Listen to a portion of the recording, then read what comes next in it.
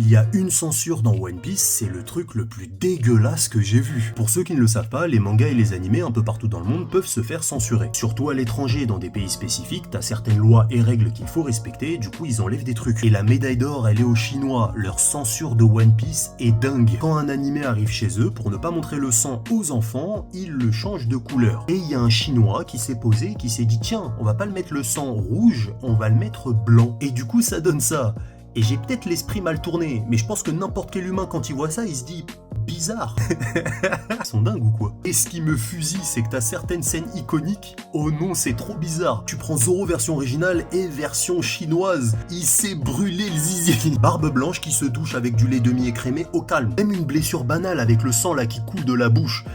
Quand tu le fais en blanc, il y a un problème. Non, le sang c'est dur, mais par contre ça, oui, on adore, on montre ça aux enfants. Mais le pire, c'est que j'ai découvert que c'était le cas pour tous les animés. Et bon, il y a des scènes où c'est chaud. Mais en tout cas, si le concept vous plaît, n'hésitez pas à vous abonner. On verra pour d'autres pays comment ça se passe la censure dans One Piece ou encore d'autres animés manga. Alors il y a certains pays qui ont des règles, ça me paraît un peu plus cohérent, comme le fait de réajuster un peu les décolletés des meufs. Ah ça tu connais, Oda il veut faire plaisir à certains gamins, les japonais c'est des obsédés, donc bon, des fois il faut calmer un peu. Genre par exemple l'Allemagne, quand pour la première fois ils ont vu le dos de Ace, bah ils se sont dit bizarre l'ambiance. Ah ça me rappelle un truc, c'est pas tout à fait ça mais on va quand même changer.